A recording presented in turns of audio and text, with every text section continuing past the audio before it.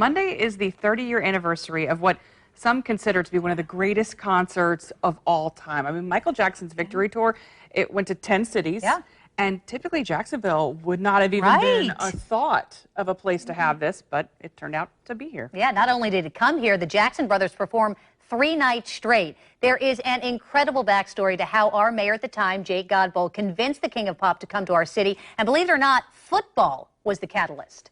It was 1979, years before anyone in Jacksonville was even thinking about a Michael Jackson concert. What the city really wanted was for Bob Irsay, owner of the then Baltimore Colts, to bring his team to our city.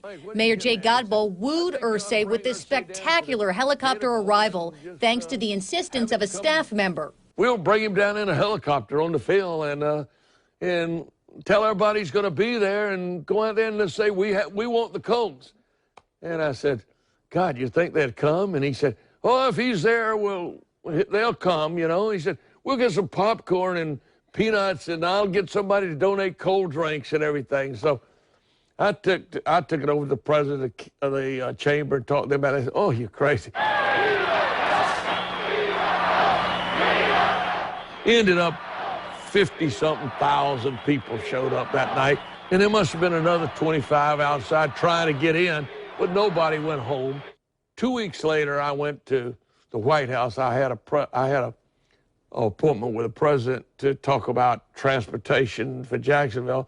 And so his top aides come in and he said, listen, I don't want to talk about anything. I don't want to talk about highways and transportation. I want to know how the hell you got 50,000 people in there with some cold drinks and popcorn. So it just went all over the country. Irsay ended up taking the team to Indianapolis, but Godbold says that exposure is what led to another meeting with all the NFL team owners in Washington, D.C., a pitch to host the Super Bowl. So a guy came up in a pinstripe blue suit, and he said, you're Mayor Godbold? And I said, yes, I am. And he said, well, I would like to invite you to have a little small lunch with Mr. Sullivan, who owns the Patriots.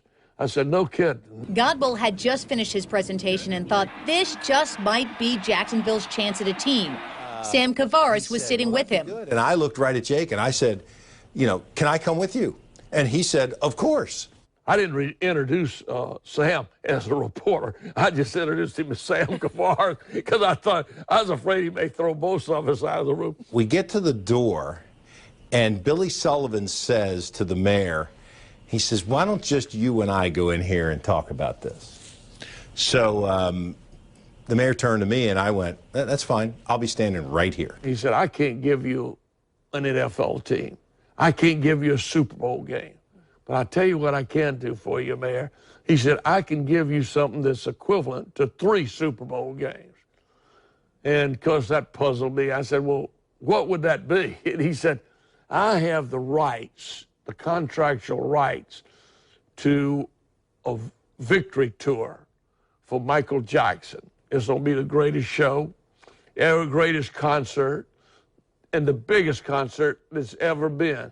And we'll put one on in 10 cities in the United States, only 10. And you're one of the 10 if you want it. And I said, hell yeah, I want it. And he said, as we walked down the hall, I mean, I remember it like it was yesterday, he said, is this going to work? And I said, Mr. Mayor, this is going to be huge. It's going to be great. Come on and groove, shake my hand. And remember, Michael Jackson was a huge star then, and he was still with his brothers, and it was a very big deal that they were going to go on tour. The funny thing is I went to a payphone, you know, and called Tom.